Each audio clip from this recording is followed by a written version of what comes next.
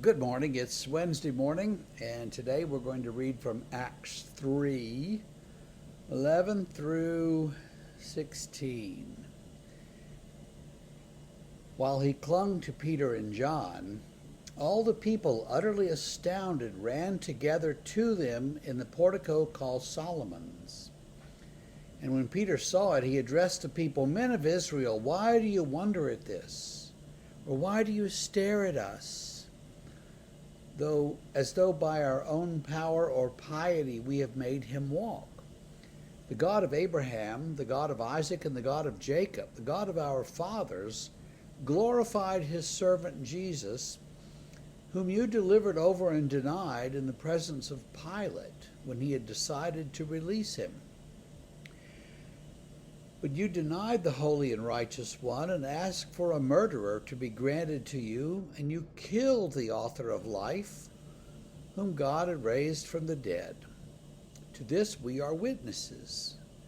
And his name, by faith in his name, has made this man strong, whom you see and know. And the faith that is through Jesus has given this man this perfect health in the presence of you all." So this is after they have healed the lame man, lame from birth, in the temple, in the courtyard of the temple. And the man standing there holding on to them. And everybody comes to see this thing. And Peter says, "Well, why are you staring at us? God did this." And this is Peter's pattern in almost all of the sermons that he preaches in Acts. He goes back and says, the God of Abraham, Isaac, and Jacob, the God who led us out of Egypt, the God that we all worship, that God raised up Jesus from the dead, and that God has done this. And it's faith in Jesus, whom you killed, who has brought this man health.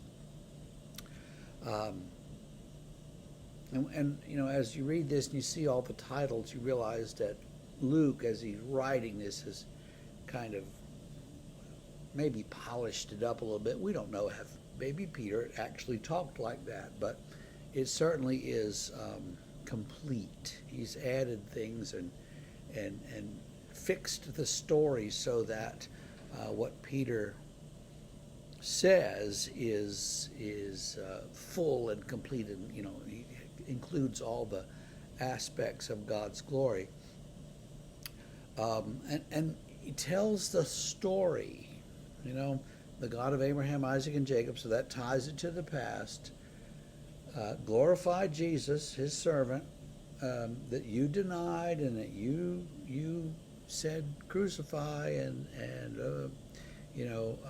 you did these things, and he was crucified, dead, and buried, and rose again on the third day, and we were all witnesses of that. So you see the creed beginning to come together, though it's a long, long, long way from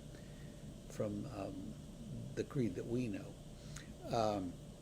You ask for a murderer to be delivered to you instead of the righteous one, and finally God raised him from the dead.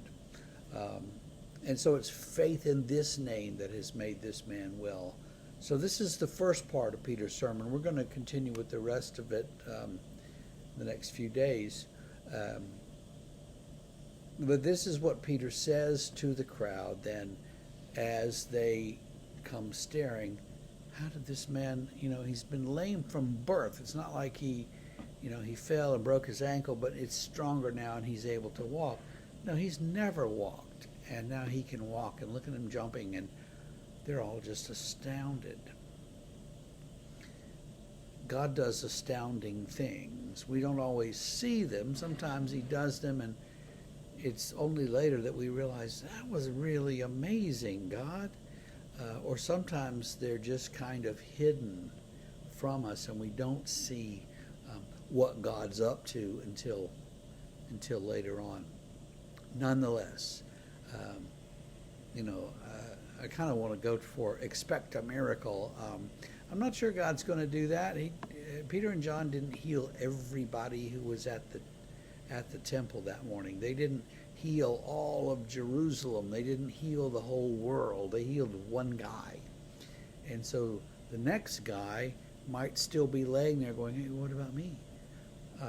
So I'm not saying expect a miracle, but God can do miracles. And if you're looking for one, don't give up hope.